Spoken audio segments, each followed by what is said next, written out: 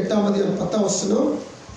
சங்கீதங்களின் புஸ்தகம் 126 5 6.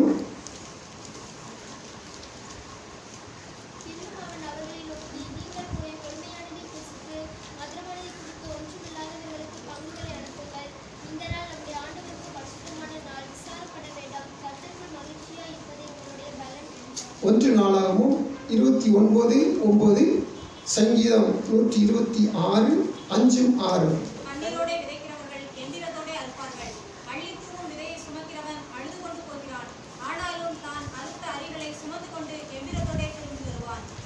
இப்படி மனப்பூர்வமாய் கொடுத்ததற்காக ஜனங்கள் சந்தோஷப்பட்டார்கள்.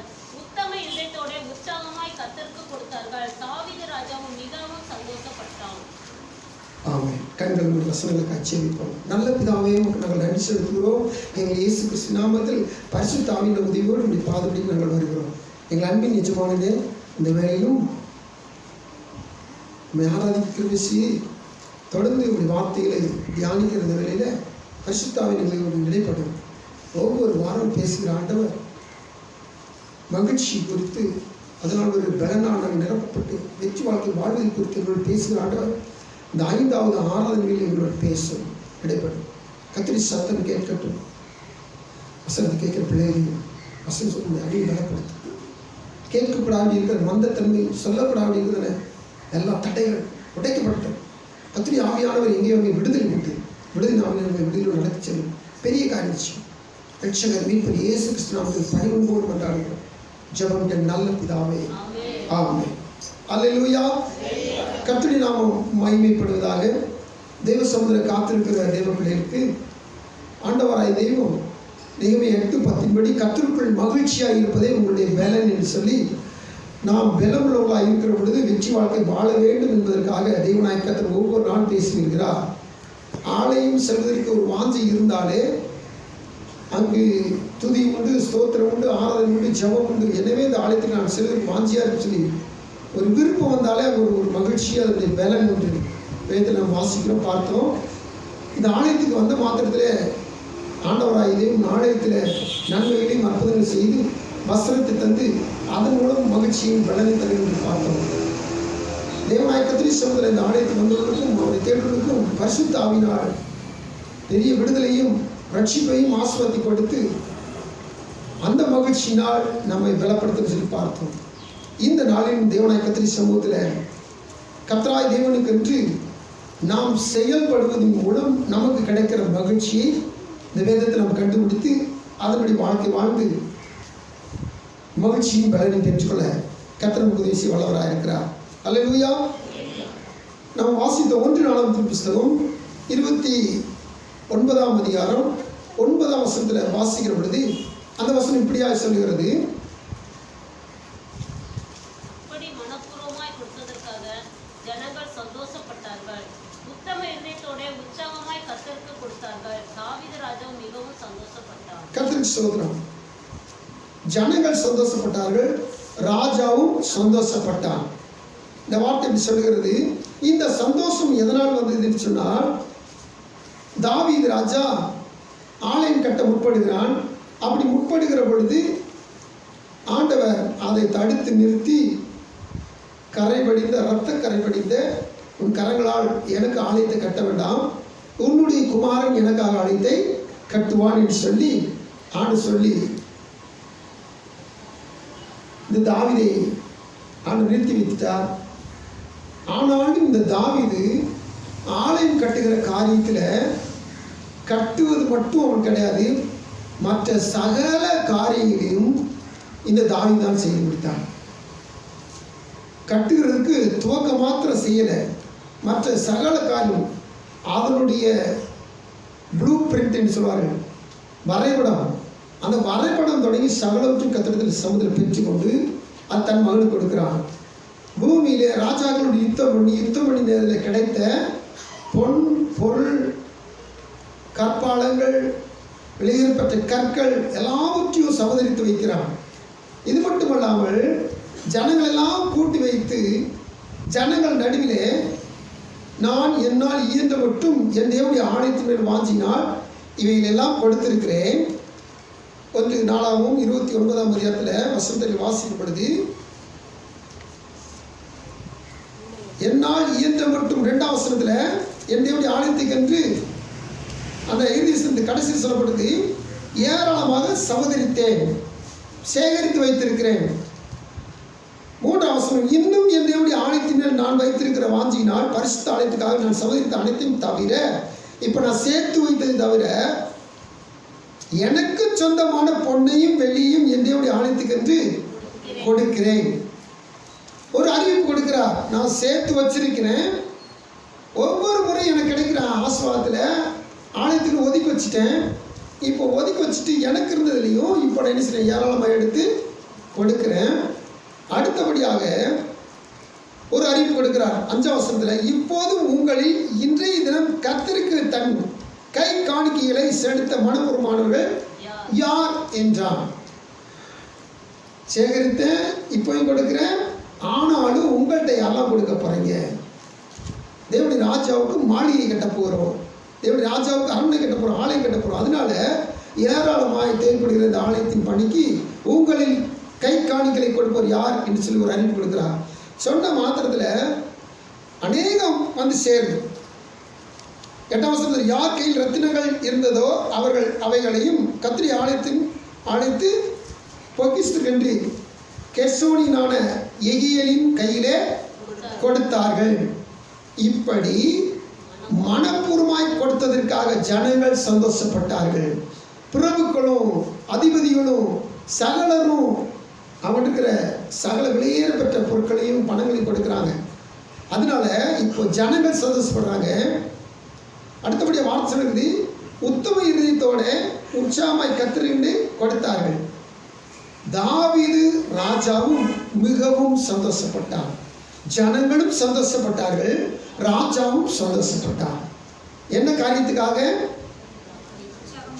கர்த்தருக்கென்று கொடுத்ததற்காக, கர்த்தருடைய ஆலயத்தை கட்டுவதற்கென்று கொடுத்ததற்காக.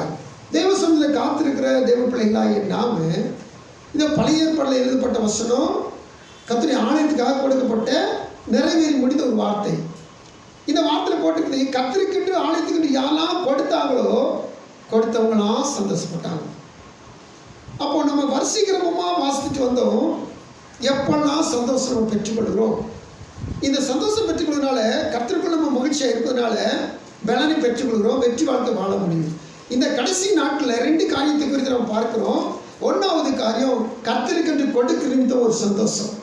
இது பழைய ஏற்பாட்டில் நடந்து முடிந்த ஒரு சம்பவம். இது நிமித்தமாக ராஜாவும் சந்தோஷப்பட்டான், ஜனங்களும் சந்தோஷப்பட்டாங்க. அப்போ தேவனுக்கென்று கொடுத்ததுனால தேவாதி தேவனும் கண்டிப்பாக என்ன செய்வார், சந்தோஷப்படுவார். இதை பார்க்கிறவர்களுக்கே சந்தோஷம்னா கொடுத்தவருக்கு எவ்வளோ சந்தோஷம் இருக்கும்? ஹல்லேலூயா. மனப்பூர்வமாக கொடுத்தா தான் சந்தோஷம் இருக்கும். ஏதாவது அறிவிப்பு கொடுத்து கொடுங்கன்னு சொல்லி கொடுத்து அறிவிப்பு கொடுத்த பிற்பாடு ஏதோ கொடுப்போம் அப்படி சொல்லி எதாவது கொடுப்போம்னு சொல்லி கொடுத்தா அங்கே சந்தோஷம் இருக்கவே இருக்காது. ஹல்லேலூயா. நானும் கொடுக்கணுமே அப்படின்னு சொல்லி கொடுத்தா சந்தோஷம் இருக்காது. ஏன்னு சொன்னாங்க, இன்னைக்கு ஒரு கோயில் கொடை, ஒரு திருவிழா அல்லது ஒரு பொங்கல் அப்படிலாம் சொல்லுவாங்க.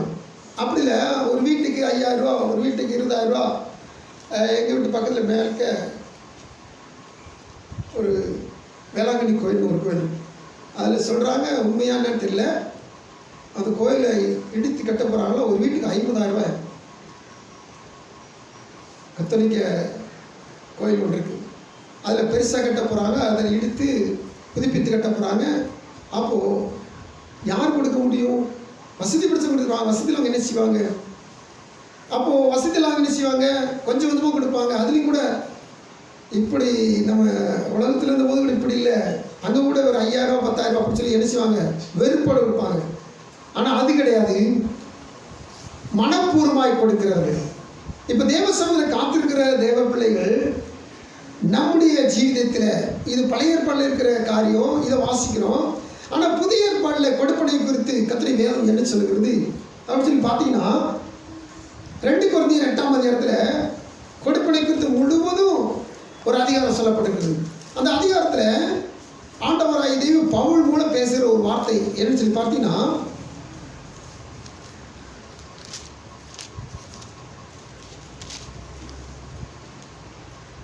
1ஆம் வசனம். சகோதரரே, மக்கெதோனியா நாட்டு சபைகளுக்கு தேவன் அளித்த கிருபையை உங்களுக்கு அறிவிக்கிறோம். இந்த மக்கெதோனியா அந்த பகுதியில் இருக்கிற சபைகள் கொடிய தரித்திரத்தில் இருக்குது. சாப்பாட்டு காரியம்னாலும் சரி, வருமான காரியம் சரி, ரொம்ப பின்தங்கி இருக்குது. இந்த சபைகளுக்கும் கர்த்தர் கிருபை கொடுத்திருக்கிறார்.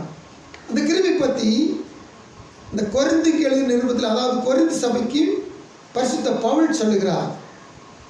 அவர் சொல்லும்போது பாருங்க, மக்கெதோனியா நாட்டு சபைகளுக்கு தேவன் அளித்த கிருபையை உங்களுக்கு அறிவிக்கிறோம். அவருக்கு என்ன கிருபை கிடைச்சிச்சு அப்படின்னு சொல்லி கேட்டால், அவர்கள் மிகுந்த உபத்திரவத்தினாலே சோதிக்கப்படுகையில் கொடிய தரித்திரர்களாக இருந்தும் தங்கள் பரிபூர்ண சந்தோஷத்தினாலே மிகுந்த உதாரத்துவமாய் கொடுத்தார்கள். 9ஆம் அதிகாரம் 1ஆம் வசனத்தில் பார்த்தீங்கன்னா, பரிசுத்தவான்களுக்காக சேகரிக்கிற தர்ம சகாயம் இது. அப்போ இந்த 8ஆம் அதிகாரம் 2ஆம் வசனத்தில் போட்டிருக்குது, வசனம் போட்டு பாருங்க, மிகுந்த உபத்திரவம், கொடிய தரித்திரம். இந்த 2 வார்த்தையும் நல்லா கவனிச்சு பாருங்க. ஆண்டுடைய ஆலயத்துக்கோ, ஆண்டுடைய ஊழியத்துக்கோ, ஆண்டுடைய ஊழியக்காரர்களுக்கோ அல்லது சபை கட்டுமான காரியங்களுக்கோ எதுனாலும் சரி நாம் கொடுக்குறோம். மெய்யாவே நம்ம கர்த்தரால் ஆசீர்வதிக்கப்பட்டவர்கள். ஆனால் நம்மை காட்டிலும் கிருபை பெற்ற இந்த மக்கெதோனியா சபை, மக்கெதோனியா நாட்டில் இருக்கிற சபைகள் ரொம்ப பாக்கியம் பெற்றது. என்னன்னு சொல்லி கேட்டிங்கன்னா, அவங்களுக்கு கொடுக்கப்பட்ட 2 வார்த்தைகள் சொல்லப்பட்டு பாருங்க.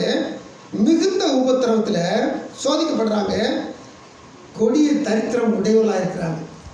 தரித்திரம் சொன்னாவே சாப்பாட்டுக்கு இல்லைன்னு அர்த்தம். சாப்பாட்டுக்கே இல்லைன்னா தரித்திரம்னு அர்த்தம். கொடிய தரித்திரம்னா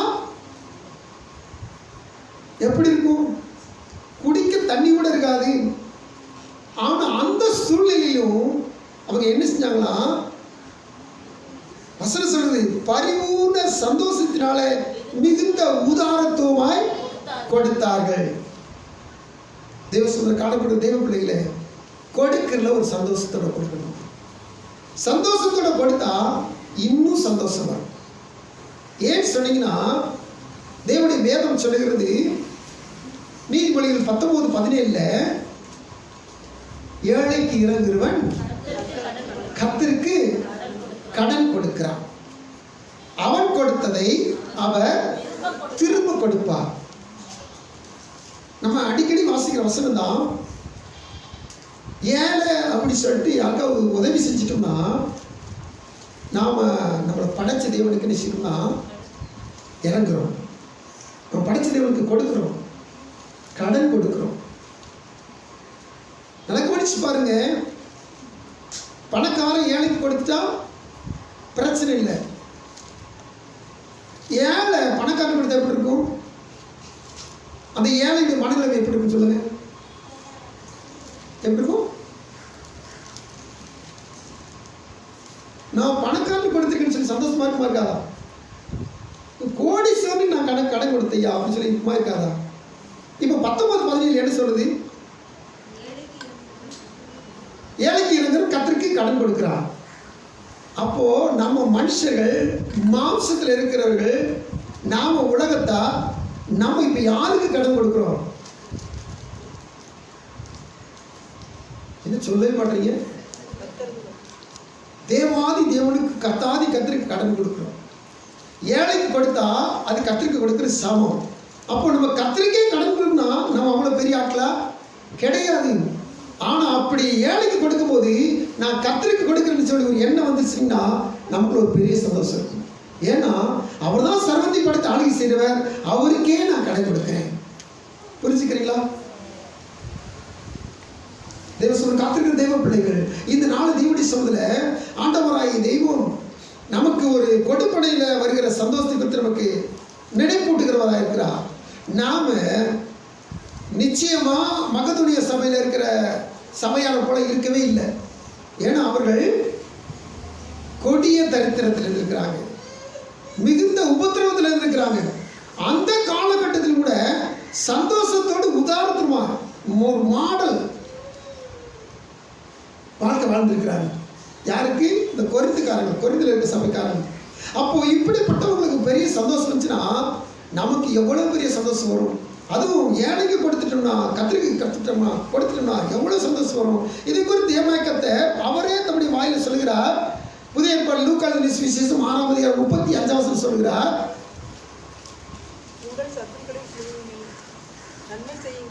நன்மை செய்யுங்கள், கைமாறு கருதாமல் கடன் கொடுங்கள். கைமாறு கருதாமல் கடன் கொடுங்கள் அப்படின்னா என்ன அர்த்தம்? வட்டி வாங்காம நீங்க என்ன செய்யுங்க, யாருக்கு தேவையோ அவங்க கேட்டாங்கன்னா வட்டி வாங்காம கொடுங்கன்னு அர்த்தம். தேவசமுதிர காத்திருக்கிற தேவ பிள்ளைகள் இந்த காரியத்தில் கொஞ்சம் ஜாக்கிரதையாகவும் இருக்கணும், கொஞ்சம் கவனமாக இருக்கணும். ஏன் சொன்னீங்கன்னா சில என்ன சொன்னா அவங்க கொடுக்குறாங்க, அவங்க நல்ல மனசு உள்ளவங்க அப்படின்னு சொல்லி அவங்க என்ன சொன்னா சில நேரத்தில் வாங்கிட்டு ஏற்படுற ஆட்கள் உண்டு. இப்படி ஆட்கள் நம்ம ஜாக்கிரதையாக இருக்கணும். சிலர் உண்மையிலேயும் கஷ்டப்படுவாங்க, கொடுத்த மாத்திரத்தில் அவங்க வேற முயற்சி செஞ்ச பலனை பெற்றுக்கொண்டு திருப்பி கொடுத்துருவாங்க. இப்படி ஆட்ட கைமாறி கல்லாமல் கடன் கொடுக்கணும்னு சொல்லி வேதம் சொல்லுகிறது. ஆனால் ஆவிக்கிற வாழ்க்கையை சில என்ன சொந்த ஆதாயத்துக்காக பயன்படுத்தி கொள்கிறார். பொருள் வாங்குவாங்க, திருப்பி கொடுக்க மாட்டாங்க. பணம் வாங்குவாங்க, அது கொடுக்க மாட்டாங்க.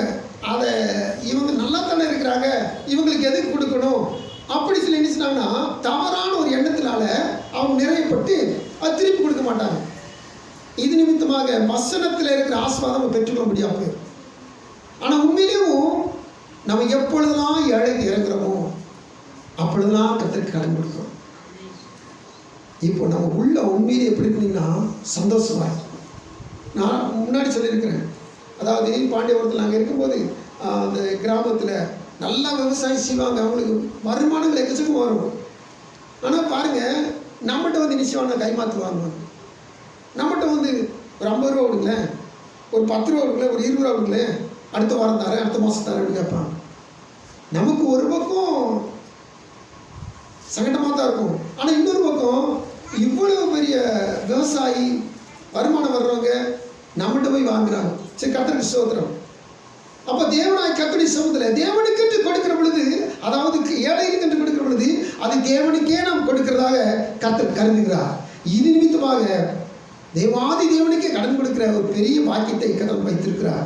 அல்லேலூயா, ஸ்தோத்திரம். அடுத்தபடியாக தேவனுடைய வசனத்தை வாசிக்கிறோம். 6ஆம் அதிகாரம் லூக்கா எழுதின சுவிசேஷம் 38ஆம் வசனத்தை வாசிங்க. லூக்கா 6:38.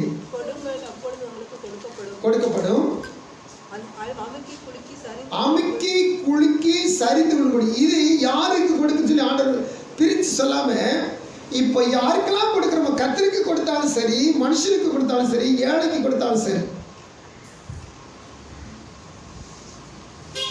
நீங்க கொடுத்துட்டீங்கன்னா உங்களுக்கு கொடுக்கணும். 19-17 நீதிமொழிகள் அதுவும் பின்பகுதி என்ன சொல்லுது?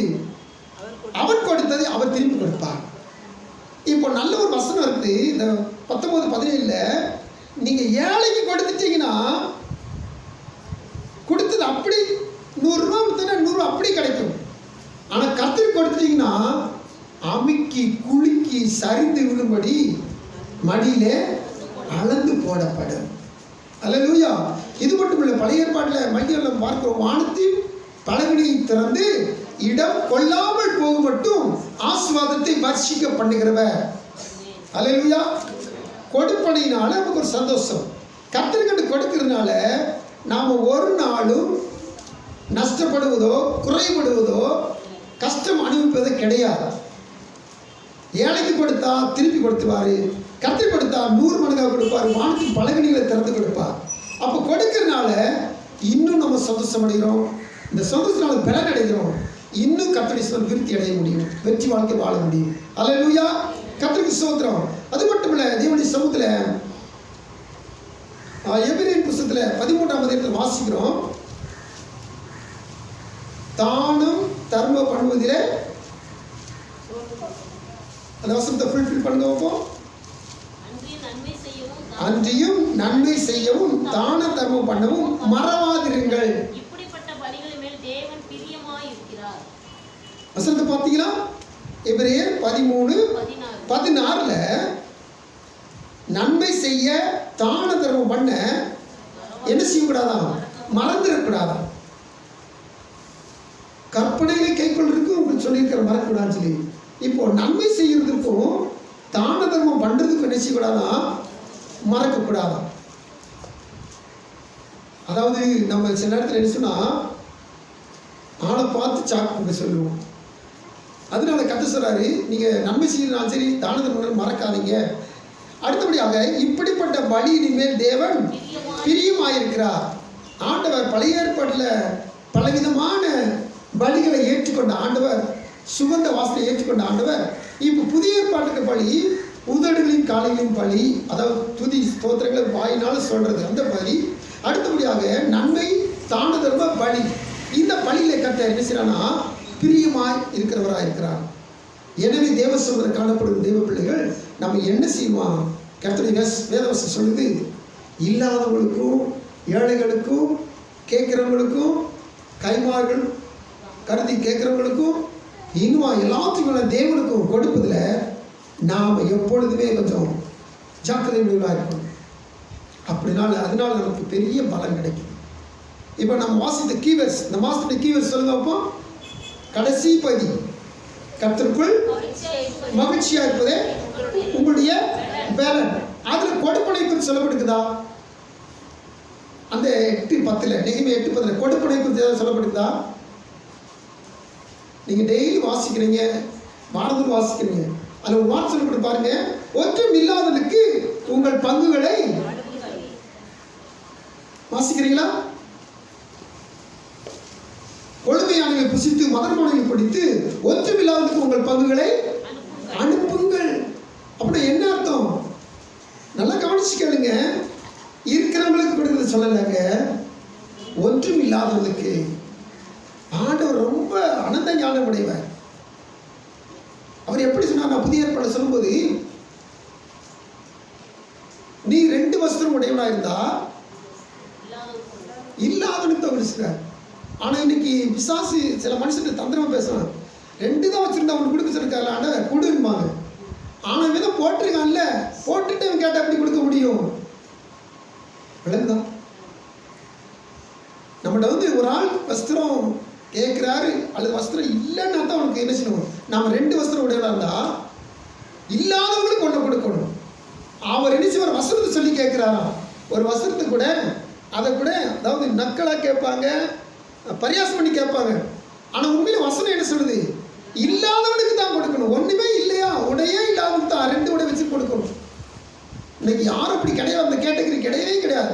ஆனா வசனத்தை சொல்றவங்களுக்கு வசனம் தெளிவா சொல்லுது, 2 வச்சிருந்தா ஒண்ணுமே இல்லாம கொண்டு கொடுக்கலாம். நமக்கு 1 போதும்னு சொல்லி ஆன சொல்றாரு. ஆனா இன்னைக்கு கர்த்தர் நம்ம நிறைவா தான் வச்சிருக்கிறார்.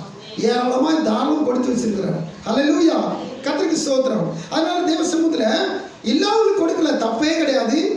நிறைவா இருக்கிற நமக்கு கர்த்தர் இன்னும் தர வல்லவராக இருக்கிறார், கொடுத்து கொண்டிருக்கிறார். அதனால இல்லாதவங்களுக்கு என்ன செய்யணும்னா கொடுப்போம். இதனால மகிழ்ச்சி அடைவோம், பலனை பெற்றுக்கொள்வோம். 2வது பகுதிக்கு நம்ம கடந்து போறோம். 126ஆம் சங்கீதம் 5ஆம் வசனம் 6ஆம் வசனம். ஒரு மகிழ்ச்சி, அங்க மறைமுகமாக இருக்கிற ஒரு மகிழ்ச்சி. வாசிங்க. கண்ணீரோட விதைக்கிறவர்கள் கம்பீரத்தோட அறுப்பார்கள். அள்ளி தூவும் விதையை சுமக்கிறவன் அழுது கொண்டு போகிறான், ஆனாலும் தான் அறுத்த அரிகளை சுமந்து கொண்டு கம்பீரத்தோட திரும்பி வருவான். கர்த்தருக்கு ஸ்தோத்திரம். இங்க 2 வார்த்தை கம்பீரன்ற வார்த்தை 2 வசனத்தில் பயன்படுத்தப்பட்டிருக்கிறது. இந்த வார்த்தை கம்பீர வார்த்தை அப்படியும் தூய தமிழ் வேதமாகிய விவிலியத்தில் பரிசுத்த கத்தோலிக்க வேதத்தில் நீங்க வாசித்து பார்த்தீங்கன்னா அக்களிப்புன்ற வார்த்தை பயன்படுத்தப்பட்டிருக்கும். அக்களிப்போட திரும்பி வருவான் அப்படி வார்த்தை பயன்படுத்தப்பட்டிருக்கும். இந்த அக்களிப்புன்ற வார்த்தையை அப்படி கொஞ்சம் கிங் ஜேம்ஸ் வெர்ஷன் இங்கிலீஷ்ல போய் பார்த்தீங்கன்னா ரிஜாய்ஸ் அப்படின்ற வார்த்தை பயன்படுத்தப்பட்டிருக்கும். அப்போ நீங்க இந்த வசனத்தை மகிழ்ச்சியோடு அல்லது சந்தோஷத்தோடு போட்டு வாசித்து பாருங்க. கண்ணீரோடு விதைக்கிறவர்கள் சந்தோஷத்தோடு அல்லது மகிழ்ச்சியோடு அறுப்பார்கள். இப்ப திரும்பி அள்ளித்தூவும் விதையை சுமக்கிறவன் அழுது கொண்டு போகிறான், ஆனாலும் தான் அறுத்த அரிகளை சுமந்துண்டு சந்தோஷத்தோட திரும்பி வருவான். அல்லேலூயா, கர்த்தருக்கு ஸ்தோத்திரம். விவசாயம் பார்த்தவங்களுக்கு தான் தெரியும், எதுக்கு நினைக்கிற போது அழுக வருது, எதுக்கு விதைக்கும் போது கண்ணீர் வருது. ரெண்டும் சொல்லப்பட்டிருக்கு, 2 வசனத்திலையும். விதைக்கிற போது அழுது கொண்டே விதைப்பாங்களாம், கண்ணீரோடு விதைப்பாங்களாம். காரணம் என்ன? எது வாய்க்குமோ, இதுவோ அதுவோ, வசனம் சொல்லுது, இதுவோ அதுவோ எது வாய்க்குமோ. விதைச்சதுலேருந்து கரெக்டாக குறிப்பிட்ட நாள் மழை பெய்யணும், அதுக்கடுத்து குறிப்பிட்ட நாள் என்ன செய்யும், வெயில் அடிக்கணும், திரும்பி மழை பெய்யணும். இப்படி இந்த பட்டம் சொல்லுவாங்க, தவறாமல் இருந்துச்சுன்னா பலன் மிகுதியாக கிடைக்கும். ஆனால் இயற்கை நாளுக்கு நாள் என்ன செய்யுது, மனுஷன் பயன்படுத்துகிற பொருட்கள் நிமித்தமாக உபயோகிக்கிற சகல விதமான மில், ஃபேக்ட்ரி, பல விதமான காரியங்கள் நிமித்தமாக இயற்கை என்ன மாறுபட்டு போயிடுது. அதனால இன்னைக்கு விதைச்சா பலன் கொடுக்குமா அப்படின்னு ஒரு சந்தேகம். இது இந்த காலத்தில் மட்டும் இல்லை, அந்த காலத்தில் இப்படி ஒரு சந்தேகம் வந்துச்சு. அதனால இவங்க என்ன செய்றாங்க, விதைக்கும் போது ஒவ்வொரு விதையும் விதைக்கும் போது அழுதுகிட்டே விதைக்கிறாங்க. இந்த விதையை போடுறேன், ஒரு 6 மரக்கால் விதையை கொண்டு விதைக்கிற போது அந்த 6 மரக்கால் நிச்சயம் ஒரு 3 மாசத்துல எவ்வளோ வரும்னா ஒரு 20 சாக்கு நெல் வரும். 6 மரக்கால் விதைச்சோம்னா ஒரு 20 சாக்கு 30 சாக்கு நெல் வரும், ஒரு 30 மூட்டை நெல் வரைக்கும் வரும். ஆனால் விதைக்கிறப்போ இவங்க எப்படி வைப்பாங்க, 30 வந்துட்டு சொல்லி சந்தோஷத்தில் விதைக்கிறே கிடையாது. வருமோ வராதோ, மழை பெய்யுமோ பெய்யாதோ. அந்த காலகட்டத்தில் சில கொள்ளை நோய், பயிர்களுக்கும் கொள்ளை நோய் வரும், சில காலகட்டத்தில் பயிர்களுக்கும் பூச்சி அரித்தல் வரும். இப்படி பல காலகட்டத்தை கடந்து அது கதிர் விட்டு அது பலன் கொடுக்கணும். இன்னைக்கு நீங்கள் வாசித்து பார்த்தீங்க, நீங்கள் தொலைக்காட்சி பார்த்தீங்கன்னா அந்த டிசம்பர் மாதம், அந்த நவம்பர் மாதம் பெய்கிற மழை நிமித்தமாக கடலூர் பகுதியில் பார்த்தீங்கன்னா கடலூர் கடலாகவே இருக்கும். எல்லா விவசாயிகளும் தஞ்சாவூர் பகுதியில் எல்லா விவசாயிகளும் நினைச்சிருந்து மூழ்கி கடல் போல தான் காட்சி அளிக்கும். அப்போது அவங்க அறுவடை வரைக்கும் வந்துடுச்சு. இன்னும் 1 வாரம் 10 நாள் பொறுத்த அறுவடை அறுத்து களஞ்சியத்தில் சேர்த்துடலாம். ஆனால் அவங்க நெல்லெல்லாம் என்ன ஆயிடுச்சு, இப்போ ஒன்றுக்கு முன்னாள் போயிட்டு. கதிர்த்தா வைக்கோலும் பயன்படும், கதிர் நெல்மணி பயன்படும், வேலையாட்களுக்கு வேலைக்கூலி கிடைக்கும், எல்லாம் கிடைக்கும், பணம் வருமானம் எல்லாம் அதிகமாகும். ஆனால் இப்போ ஒன்றுக்குமே இல்லாமல் நாட்டுக்கும் நஷ்டம், அதுக்கு நஷ்டம் கொடுக்குற அரசாங்கத்துக்கு நஷ்டம். எவ்வளோ கஷ்டம் பார்த்தீங்களா? காரணம் அந்த விளைச்சலை வீட்டுக்கு கொண்டு வர நேரத்தில் இயற்கை சேதம். நல்லா கவனிச்சு பாருங்க. இதெல்லாம் நினைச்சு தான் ஒரு மனுஷன் விதைக்க போகும்போது என்ன செய்யறான், அழுதுகிட்டே விதைக்கிறான், கண்ணீரோடு விதைக்கிறான். ஆனால் எல்லா கால சூழலை தாண்டி பயிர் முதிர்ந்துச்சு, கதிர் அறுவடைக்கு ரெடியாச்சு. இப்போ அறுத்து வீட்டுக்கு கொண்டு வரும்போது அந்த அரிக்கட்டை சுமக்கிறவன் எப்படி சுமக்கிறான்னா, வசனம் சொல்லுது, அக்களிப்போடு ஆனந்த மகிழ்ச்சியோடு அதை சுமந்து கொண்டு வருகிறான். காரணம், எல்லா காலகட்டத்தையும் நான் ஜெயிச்சிட்டேன், எல்லா காலகட்டத்தையும் நான் ஜெயிச்சிட்டேன், அதனால எனக்கு சந்தோஷம். இவ்வளவு காரியமும் எழுத்தின்படியான அறுவடைக்கு நம்ம விளங்கி கொண்ட விளக்கம். இனிமேல் தான் ஆவிக்குரிய விளக்கத்தை நம்ம கண்டுபிடிக்க போகிறோம்.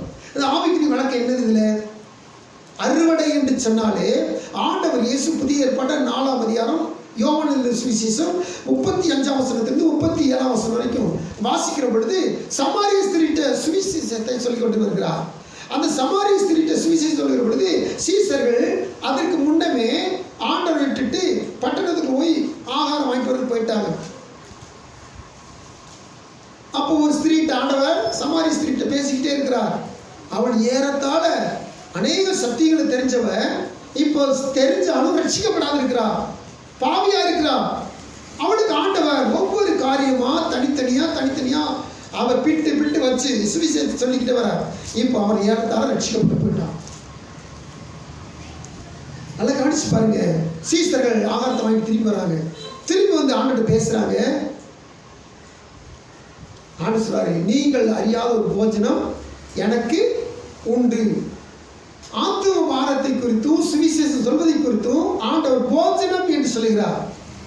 அடுத்தபடியாக, நீங்கள் வயல் நிலங்களை ஏறெடுத்து பாருங்கள், இன்னும் அறுவடைக்கு 4 மாதம் ஆகும் என்று நீங்கள் சொல்லுகிறது இல்லையா? இப்பொழுதே வயல் நிலங்கள் அறுவடைக்கு ஆயத்தமாக இருக்கிறது, தயாராக இருக்கு. இப்ப ஆண்டவர் எதை பேசுறாரு? கவனிக்கிறீங்களா? எந்த அறுவடை குறித்து பேசுறாரு?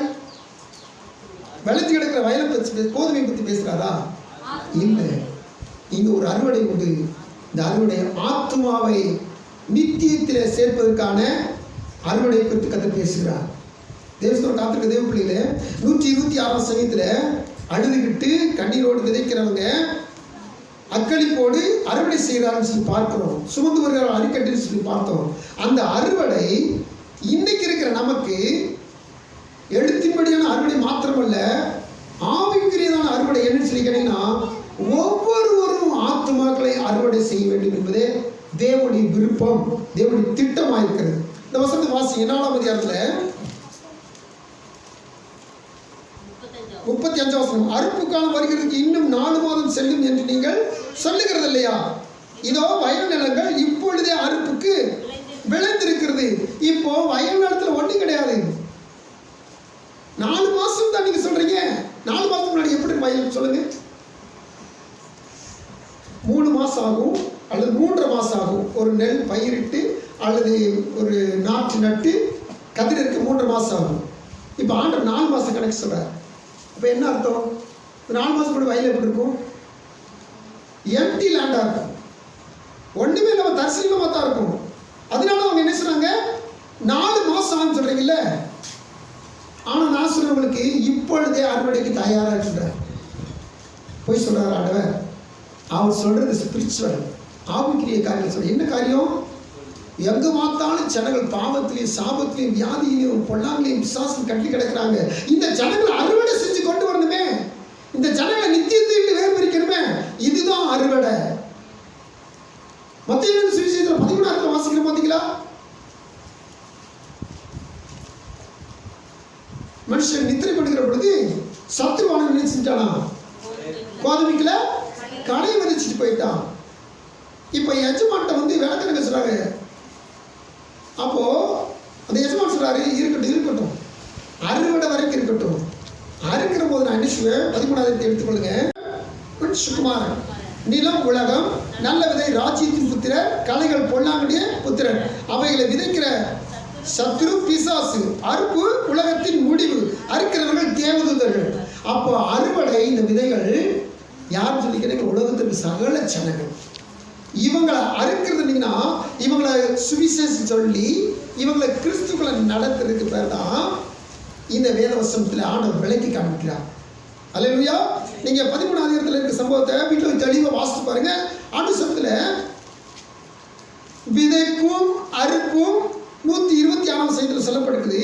இங்க விதைக்கிற பொழுது கண்ணீரோடும் அழுகோடு விதைக்கிற குறித்து வேதம் சொல்லுகிறது. அறுக்கிற பொழுது அக்களிப்போடு அறுக்கிறது குறித்து வேதம் சொல்லுகிறது. இப்போ ஆண்டவருக்கு அறுவடை பற்றி பேசுகிறா.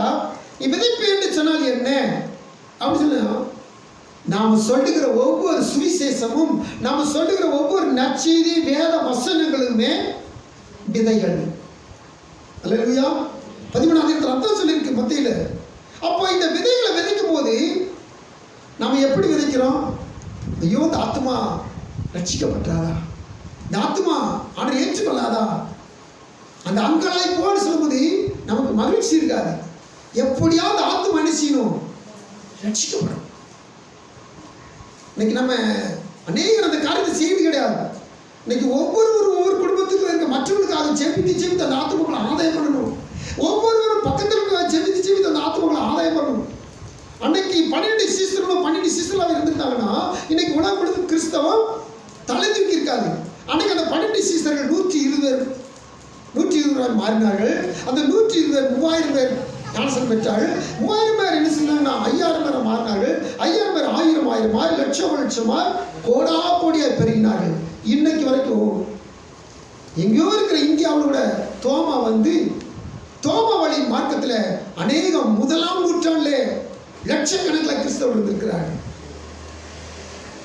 ஆனால் அதுக்கடுத்து ஒரு மந்த நிலைமை வந்து துருபதேசங்கள் வந்து அந்நிய கிரிகள் வந்து மடக்கி போட்டதுனால ஆரம்பத்தில் 1 நூற்றாண்டில் இருந்த வளர்ச்சி இன்னைக்கு 21ஆம் நூற்றாண்டில் சொல்கிறோம். அந்த வளர்ச்சி இன்னைக்கு இல்லை. இந்த 1 நூற்றாண்டில் இருந்த வளர்ச்சி 2ஆம் நூற்றாண்டில் இருந்த வளர்ச்சி இப்போ வந்துருச்சுன்னா இன்னைக்கு இந்தியா நாடு எப்படி இருக்கும்?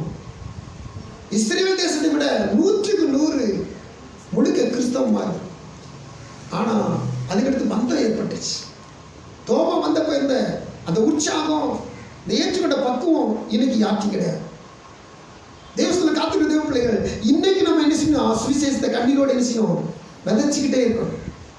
அழுகையோடு நினைச்சணும் மற்றவர்களுக்கு சொல்லிக்கிட்டு, ஒரு பாரத்தோடு ஆத்ம தாகத்தோடு நினைச்சணும் மற்றவர்களுக்கு சொல்லிக்கிட்டே இருக்கணும். சொல்லுகிற பொழுது பல விதங்களில் நமக்கு எதிர்ப்பு, பல விதங்களில் நமக்கு அடி உதை, பல விதங்களில் நமக்கு தீமையான நிந்தைகள் எல்லாம் வரும். இதெல்லாம் அழுகையோடு விதைக்கிறதுக்கு அர்த்தம். ஆனால் கம்பீரத்தோடு அறுக்கிறதுன்னு சொல்ல என்ன வேதம் சொல்லி பாருங்க. வேதவசம் சொல்லுது 36 வசனத்தில், விதைக்கிறவனும் அறுப்புமாய் இருவரும் ஒருமித்து சந்தோஷப்படத்தக்கதாக அறுக்கிறவன் கூலியை வாங்கி நித்திய ஜீவனுக்காக பலனை சேர்த்துக் கொள்கிறான். இங்க 2 பேரும் ஒருமித்து சந்தோஷப்படுறாங்க. ஆண்டவர் 4 மாசம் நீங்க அறுக்கிறீங்கன்னு சொன்னீங்கல்ல, இப்பதான் அறுவடை காலம். அடுத்த வருஷம் சொல்றாரு, இப்ப ஏவும் விதைக்கிறவனு சந்தோஷப்படுவான், அறுக்கிறவனு சந்தோஷப்படுவான். அப்படின்னு என்ன அர்த்தம்? இன்னைக்கு சுவிசேஷம் சொல்லிக்கிட்டு இருக்கும் போதே ஜனங்கள் லட்சியப்படுவாங்க. ஏன்னா எங்க பார்த்தாலும் உலகத்துல பயங்கரத்துல இருக்கு. ஏதாவது ஒரு காரியத்தில் மக்கள் பயந்துட்டு இருக்கிறாங்க. ஒன்று இயற்கை மக்களை பாதிக்குது, அல்லது செயற்கை மக்களை பாதிக்குது, அல்லது பிசாசு மக்களை பாதிக்குது. பலவிதமான காரியங்கள். நம்ம இந்தியாவில் எடுத்து பாருங்க, ஒவ்வொரு காலகட்டத்திலும் ஒவ்வொரு சீசனும் ஒவ்வொரு பாவம். ஒரு சீசன்ல ஒரு ஸ்கூல் கரஸ்பாண்டன்ட்லாம் தப்பு செய்யறதுல நீங்க பேப்பர் பார்த்துப்பீங்க. இந்த சீசன்ல பாருங்க, பிள்ளைகள் செத்து கொண்டே இருக்கிறாங்க, படிக்கிற பிள்ளைகள். ஒவ்வொரு சீசனும் பாருங்க, எங்க பார்த்தாலும் ஒரு சீசன்ல பாலியல் பிரச்சனை. எங்க பார்த்தாலும் ஒரு சீசன்ல பாருங்க, இந்த ஆக்சிடென்ட்ல 100 பேர், அந்த ஆக்சிடென்ட் 500 பேர், அந்த ஆக்சிடென்ட்ல 600 பேர் இப்படி செத்தாங்க இப்படி. அப்போ எங்க பார்த்தாலும் ஒரு சீசன்ல ஒரு ஆவி என்ன செய்யணும்னா தேசத்துல கிரியை செஞ்சுட்டே இருக்கும். இந்த காலகட்டத்தில் மக்கள் எப்படி தப்பிக்கலாம், எப்படி விமோசனம் வர முடியும், எப்படி இந்த காரியத்தில் விடுதலை பெற முடியும் ஏங்கிக்கிட்டு இருக்கிறாங்க. இந்த காலகட்டத்தில் சுவிசேஷம் சொன்ன மாத்திரத்தில் அவங்க ஏற்றுக்கொள்ள கர்த்தர்களை பக்குவப்படுத்தி வச்சிருக்கிறார். இப்போ சுவிசேஷம் சொல்லிக்கிட்டு இருக்கும்போதே இன்னொரு பக்கம் அறுவடை நடந்துக்கிட்டே. ஆண்டவர் 36 வசனத்தில் 2 சேர்த்து சொல்கிறார். 35 வசனத்தில் அறுவடை பற்றி பேசினார். 36 வசனத்தில் அறுக்கிறோம், விதைக்கிறோம், அறுக்கிறோம் 2 பேரும் சந்தோஷப்பட நேரம் வந்திருக்குது. இப்போ அது இந்த 2022ல் இந்த காலகட்டம் தான். அவர் அன்னைக்கு சொல்லிட்டா, இன்னைக்கு அந்த காலகட்டம் எல்லாம் அவருடைய இருதயத்தை கத்த பக்குவப்படுத்தி வச்சிருக்கிறார். சுவிசேஷம் சொல்ல வேண்டியதான் நம்ம வேலை, அறுக்க வேண்டியது நம்ம வேலை. 2 காரியத்தில் மனுஷன் அட்ட டயத்தில் செய்யணும். இப்படி செய்யும் போது கத்த சொல்லுகிறார், ஒருமித்து சந்தோஷப்படத்தக்கதாக அறுக்கிறவன் கூலியை வாங்கி நித்திய ஜீவனுக்காக பலனை சேர்த்துக் கொள்கிறார். அடுத்த வசனம், விதைக்கிறவன் ஒருவன் அறுக்கிறவன் ஒருவன் என்கிற மெய்யான வழக்கு சொல்லி இதனாலே விளங்குகிறது. இப்போ தேவசந்திர காத்திருக்கிற தேவ பிள்ளைகள் அறுவடையை கர்த்தருடைய கையில் ஒப்பு கொடுத்திருக்கிறார். விதைக்கிற விதையை கர்த்தருடைய கையில் கொடுத்திருக்கிறார். ஏராளமான விதைகளை கர்த்தர் கொடுத்திருக்கிறார். இந்த விதையை விதைச்சுக்கிட்டே இருப்போம், அறுத்துக்கிட்டே இருப்போம். இதனால என்னங்க சந்தோஷம் அப்படின்னு சொல்லி கேட்டா, ஒரு ஆத்துமா ரட்சிக்கப்பட்டா, லூக்கா எழுதின சுவிசேஷம் 15ஆம் அதிகாரம் 7ஆம் வசனம் 10ஆம் வசனம், இளையகுமாரன் மனம் திரும்பி வரும்பொழுது 24ஆம் வசனம், 24ஆம் வசனத்தை வாசிங்க. லூக்கா 15:24. இவன் மரித்தான், திரும்ப உயிர்த்தான், காணாமல் போனான், காணப்பட்டான். சந்தோஷப்பட தொடங்கினார்கள். 7:10 வாசிக்கிற பொழுது ஒரு மனுஷன் மனதில் இருந்துமா பரமத்தில் மிகுந்த சந்தோஷம் உண்டாகும் சொல்லி நம்ம வாசிக்கிறோம். இந்த 24ஆம் வசனத்தை வாசிக்கும் பொழுது அதுல காயின், அதாவது ஒரு வெள்ளிக்காசு, ஒரு ஆடு சொல்லப்பட்டிருக்குது. இங்க ஒரு மனுஷன் என்ன செஞ்சுட்டான், பாவம் செஞ்சு தப்பு செஞ்சு மீறி போயிட்டான், துன்மார்க்கம் வாழ்ந்து என்ன செஞ்சுட்டான், திரும்பி வர்றான். அவன் திரும்பி வர்றது மனம் திரும்பி வர்றான். இதெல்லாம் பெரிய காரியம். மனம் திரும்பி வந்தனால அவன் தாப்ப சொல்றான், இவன் செத்தான், இவன் உயிரோட வந்துட்டான். இவன் காணாம போனா, திரும்பி நினைச்சிட்டான், காணப்பட்டான். இவன் பாவம் செஞ்சா லிஸ்ட் அவனுக்கு சேர்க்கல. காரணம் என்ன தெரியுமா, இவனுக்கு இருக்கிற ஆஸ்தியில ஏற்கனவே இவனுக்கு எவ்வளவு பங்கோ அந்த பங்கு இவனுக்கு திரும்பி கிடைக்க போகுது. வசனம் விளையிக்கிட்டு ஒரு அலையில சொல்லுங்க. என்னது அது வசனம் என்ன விளங்குது? இவங்க அண்ணன் சொல்றான், சொத்தம் முழுசும் பேசி எடுத்து போய் செலவழிச்சுட்டு வந்தவன் நீங்க உண்டு வந்து இப்போ ஆடு மாடு அடிச்சவனுக்கு கொண்டாட்டம் போடுறீங்களாக்கும். இவன் ஒரு ஆளு இவனுக்கு வர இந்த சாப்பாடு வர கொடுக்கணுமாக்குன்னு சொன்னான். ஆனால் அப்படி வார்த்தை இல்லை. இப்போ மாசத்து வார்த்தை செத்தான் உயிரோட வந்திருக்கிறான். ஒரு மனுஷன் ஆஸ்தியோடு செத்துட்டான். செத்த மனுஷன் செத்து போயிட்டான்னு சொல்லி கூட பிறந்தவங்கலாம் சரி நீ ஒரு பங்கு குறைச்சி அந்த ஒரு பங்கு நம்ம எடுத்துக்கலாம்னு நினச்சிட்டு இருக்கும்போது செத்த உயிரோடு எழுந்துட்டான்னு வச்சுங்க, ஆட்டோமேட்டிக் நினைச்சிடும் அவனுடைய பங்கு அவனுக்கு போயிடும்.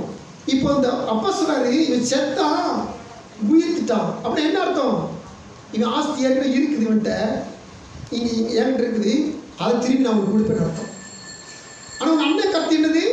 இவன் ஆஸ்தி பிரித்து வாங்கிட்டு போயிட்டான்ல, இவனுக்கு எதுக்கு? இவனுக்கு சாப்பாடே கொடுக்கூடாது. அவங்க அண்ணன் கருத்து. ஆனால் அவங்க அப்பா கருத்து என்னது? இவன் செத்துட்டாப்பா, அனத்துக்கு உயிரோடு வந்துட்டான், அதனால இவனுக்கு ஆஸ்தி உண்டுன்னு அர்த்தம். ரெண்டாவது, ஒரு மனுஷன் அப்படியே நடந்துக்கிட்டே இருக்கான், வினோத்தை தூக்கிட்டு போயிட்டான், அல்லது ஒரு பிள்ளை நடமாடிக்கிட்டே இருக்குது, காணாமல் போயிட்டு காணா போன பிள்ளை திரும்ப வந்துச்சுன்னா அந்த பிள்ளைக்கு வீட்டில் இருக்க அனைத்தும் அந்த பிள்ளைக்கு சொந்தம். அந்த கணக்கில் சொல்கிறான் காணாமல் போனால் திரும்பி காணப்பட்டான். எனவே நாம் என்ன செய்யுமா? சந்தோஷம் கொண்டாட வேண்டும். அல்லேலூயா. இந்த மனம் திரும்புதல் இது ஒரு அறுவடை. இந்த மனம் திரும்புதல் இது ஒரு ரட்சிப்பு. இதுல பரலோகத்திலும் சந்தோஷம், பூமியிலும் சந்தோஷம். அல்லேலூயா. எனவே நம்ம என்ன செய்யணும்? இந்த ஆத்மா அறுவடைய சுவிசேஷ பிரபலித்த விதைப்புலும் சரி அறுப்பிலும் சரி நாம் செயல்பட்டு கொண்டே இருக்கும் பொழுது நமக்கு பரலோகத்திலும் நம்ம நிமித்தமாக சந்தோஷம், பூமியை நமக்கு சந்தோஷம். அல்லேலூயா. சந்தோஷத்தை பெற்றுக்கொள்கிற மகிழ்ச்சி அடைகிற ஒவ்வொரு காரியத்தை வரிசைக்கிரமமாக பார்த்துட்டு வர்றோம். இப்போ இன்னைக்கு கட்ட கொடுப்பனையில் ஒரு சந்தோஷம், ஆத்மா ஆதாயம் பண்ணுகிற ஒரு சந்தோஷம். இந்த சந்தோஷத்தை கட்ட நமக்கு எப்போதும் நிலைநிறம் பண்ண வளர்கிறார் இருக்கிறார். பின்னாடி பார்க்க போகிறோம். இப்போ கடகடன்னு வசந்த வாசிக்க போகிறோம். பழைய ஏற்பாட்டில் பிரசங்கி புஸ்தகம் 11 வாசிங்க. உன் ஆகாரத்தை தண்ணீர் மேல் போடு, அநேக நாட்களுக்கு பின் அதன் பலனை காண்பார். நல்லா கவனிக்கிறீங்களா? ஆகாரத்தை போய் என்ன இதில் போடணுமா? தண்ணீர் போடணுமா? அப்போ ஆகாரம் சொன்னாவே நீங்க நம்ம சாப்பிட சாப்பாடு ஆகாரம் நினைச்சிட்டு இருக்கோம். இப்போ விதைன்னு சொல்லி நினைச்சுக்கங்க, கோதுமை நினைச்சுங்க, நெல் அப்படின்னு நினைச்சிங்க, ஒரு கம்பு ஒரு கேழ்வரகு நினைச்சுங்க. இது ஒரு ஆகாரம் தான். இந்த ஆகாரத்தை தண்ணீர்கள் மேல் போடு, போட்டா அநேக நாட்களுக்கு பின் ஒரு நீங்கள் பீன்ஸ் உங்கள் வீட்டில் ஒரு தோட்டத்தில் ஒரு தொட்டியில் கூட பீன்ஸ் போட்டிங்கன்னா 1.5 மாதம் 2 மாதம் நீங்கள் பலன் நினச்சிருவீங்க. அப்போது 45 நாளில் அந்த பீன்ஸ் நினச்சிடும் உங்களுக்கு பலன் கொடுக்கும். ஒரு நெல்லை விதைச்சிட்டிங்கன்னா 90 நாள் அல்லது 120 நாளில் உங்களுக்கு பலன் கொடுத்துரும். அல்லேலூயா. அநேக நாட்களுக்கு பின் இந்த ஆகாரம் தண்ணியில் பட்ட மாத்திரத்தில் இதுக்குள்ள ஜீவன் இருக்கனால, விதைக்குள்ள ஜீவன் இருக்கனால அது உயிர்த்தி எழுவும். அந்த ஜீவன் என்ன சொன்னா 1, 30, 60, 100 ஆயிடுச்சுன்னா பலன் கொடுக்கும். உன் ஆகாரத்தை தண்ணீர்கள் மேல் போடு அநேக நாட்களுக்கு முன்பு. இப்போ நம்ம என்ன செஞ்சோம்னா, என் கணவன் ரட்சிக்கப்படல, என் மனைவி ரட்சிக்கப்படல, என் பிள்ளை ரட்சிக்கப்படல, என் பாட்டி தாத்தா, என் பேரன் பேத்தி, என் மாமியார் மாமனார், இப்படியே நம்ம அடிக்கிட்டு போறோம். அதுக்கடுத்து பக்கத்துல என் குடும்பத்து பக்கத்தில் இருக்கிற பக்கத்து வீட்டுக்காரங்க, என் தெருக்காரங்க, என் ஊருக்காரங்க, என்னுடைய தேசத்துக்காரங்க, இப்படி அடிக்கிட்டே போறோம். இது எல்லாம் ரட்சிக்கப்படாம இருக்கிறாங்க. இவங்களுக்காக நான் தேவ சொல்றதை ஜெபிக்கிற ஜெபம், இவங்களுக்காக நான் சொல்லுற சுவிசேஷம் எல்லாம் தண்ணீர்கள் மேல் போடுகிற ஆகாரம். இது அநேக நாட்களுக்கு பின்பு என்ன பலம் கொடுக்கும். நம்புறீங்களா? அநேக இந்த இடத்துல பலம் பெற்றிருக்கீங்க, உங்களுக்கே தெரியாது. அநேக ஆகாரத்தோட தண்ணியில போட்டுறீங்க, அது பலம் கொடுத்து இந்த இடத்துக்கே கொண்டு வந்திருக்கிற ஆத்மாவை. அல்லேலூயா. இன்னும் கொண்டு வருவா. இன்னும் யாரா முடியாது, ஏசுனார் வேண்டாம் எனக்கு பிடிக்காதுன்னு சொல்லி யாரும் நம்ம வீட்டுக்குள்ள சொல்லியிருக்காங்க, அவங்களெல்லாம் கத்த நிச்சயமா கொண்டு வருவார். ஏன் அப்படி சொல்றேன்? வசனம் ஒரு நாள் பொய் சொல்லாது. ஏசுனார் பேசின வார்த்தை ஒரு நாள் நிறைவேறாமல் போகவே போகாதா. நாங்கள் பாண்டியாபுரத்தில் இருக்கும்போது 4 வருஷம் ஊழி செஞ்சோம். 3 வருஷம் அங்கே இருந்துட்டு 4 வருஷத்துல இங்கேயும் ஊழி செஞ்சோம், அங்கேயும் ஊழி செஞ்சோம். அப்புறம் 4 வருஷம் முடிச்சுட்டு சூழ்நிலை நிமித்தமாக இங்கே வந்துட்டா அங்கே ஒரு ஆத்மா கூட அறுவடை செய்யலையே அப்படி ஒரு ஏற்கை மனசுக்குள்ள இருந்துட்டு இருந்துச்சு. என் குடும்பத்தில் ஆண்டவர் எதுக்கு கொண்டு இருப்பார்? 4 வருஷம் பாண்டியத்தில் சரி ஒருவேளை பயிற்சி கொடுத்துருப்பார், ஒரு ட்ரைனிங் கொடுத்துருப்பார். அவ்வளவு வறுமையிலும் அவ்வளவு கஷ்டத்திலிருந்து ஊழி செஞ்சோம், ஆனால் ஆத்மாக்கள் அறுவடை செய்யலே அப்படின்னு ஏங்கிட்டு இருந்தோம். பாருங்க, காலங்கள் கடந்துச்சு, நேரங்கள் போச்சு தேவசத்துல. ஆனால் நாங்கள் செஞ்சு 6 செஞ்சோம். அங்கே ஒரே ஒரு சீசு குடும்பம், அதில் சகோதரி மாத்திரம் அன்னைக்கு வருவாங்க, மற்றபடி பிள்ளைகள் அநேகர் வருவாங்க, சின்ன பிள்ளைகள். பக்கத்தில் இருக்க 5 கிராமத்துக்கு நாங்கள் போவோம். அப்போ எல்லாம் நமக்கு வண்டி கிடையாது, சைக்கிள் தான் மேக்ஸிமம். நடந்து போவோம், சைக்கிள் போவோம். இப்படி போய் ஊழி செஞ்சல ஒரு லாபம் இல்லையே. 4 வருஷம் ஊழி செஞ்சல ஒரு பலன் இல்லையே நினச்சிக்கிட்டு இருந்தோம். பாருங்க, அங்கே இருந்த ஒரு தம்பி தேவ சமூகத்தில் அங்கே இங்கே வந்தால் கூட அந்த கான்டாக்ட் பண்ணிக்கிட்டு இருப்பான். இன்றைக்கி அவன் தேவனுடைய ஊழியக்காரனாக இருக்கிறான். நல்லா கவனிச்சு கேளுங்க. அவங்க தங்கச்சிக்கு கல்யாணம் சொல்லி மிஸ்ர பத்திரிக்கை வைக்க வந்தான். நம்ம ஊரில் அந்த கலைஞர் மண்டபத்துக்கு பின்னாடி இருக்கிற மண்டபம்.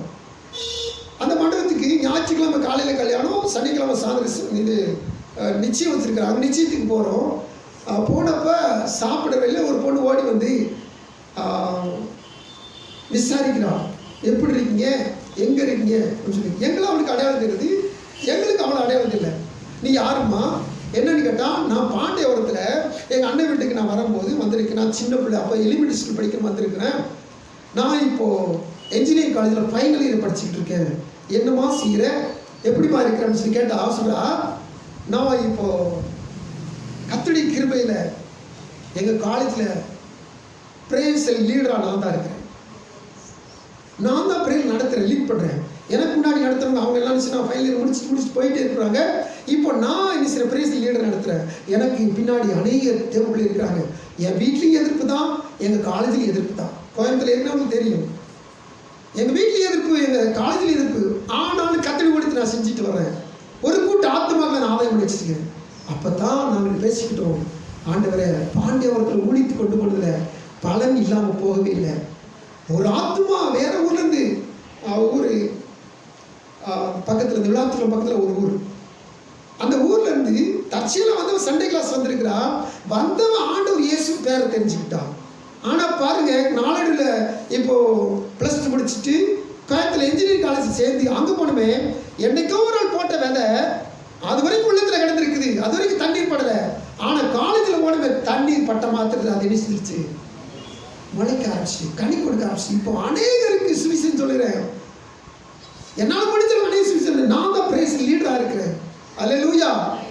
அவங்க அண்ணன் சொல்லக்கூட பழனிக்கு வந்த இந்த ஆளுக்கு இங்கே வந்திருக்கிறான். அவன் என்ஜினியரிங் முடிச்சுட்டு மாஸ்டர் இன்ஜினியரிங் முடிச்சுட்டு அதுக்கடுத்து சிபிஎம்ல ஊழியத்துக்கு போயிட்டான். 5 வருஷம் ட்ரைனிங் முடிச்சு அடையமாக கற்று சித்தமாக அந்த வருஷத்தில் வெளியேறி வருவான். சிபிஎம்ல ஊழியக்காரனாக இருக்கும். இப்போ தேவனாய் கர்த்தர் சொல்கிறார், நாம என்னைக்கோ ஒரு நாள் ஒரு விதை விதைச்சோம்னா, என்னைக்கோ ஒரு நாள் தண்ணீர் மேலே ஆகாரத்தை போட்டோம்னா அது அநேக நாட்களுக்கு பின் நிச்சயம் பலன் கிடைக்கும். நீங்கள் இன்னைக்கு ஆகாரத்தை போடுறீங்களா, தண்ணீர் மேலே சுவிசேஷம் சொல்றீங்களா, கத்திற்காக நிச்சயமா உங்களுக்கு பலன் கிடைக்கும். இதனால என்னங்க எனக்கு சந்தோஷம்.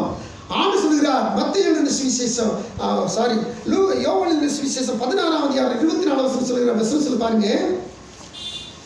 இதனால என்னங்க எனக்கு சந்தோஷம் நீ கேட்குறீங்களா பாருங்க.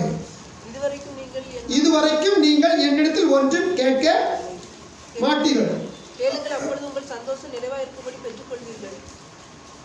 அதாவது சொல்றார் ஆண்டவர், என் நாமத்தில் ஒன்றும் கேட்கவில்லை, கேளுங்கள் அப்பொழுது உங்கள் சந்தோஷம் நிறைவாயிருக்கும்படி பெற்றுக்கொள்வீர்கள். கேளுங்கள் அப்பொழுது உங்கள் சந்தோஷம் நிறைவாயிருக்கும்படி.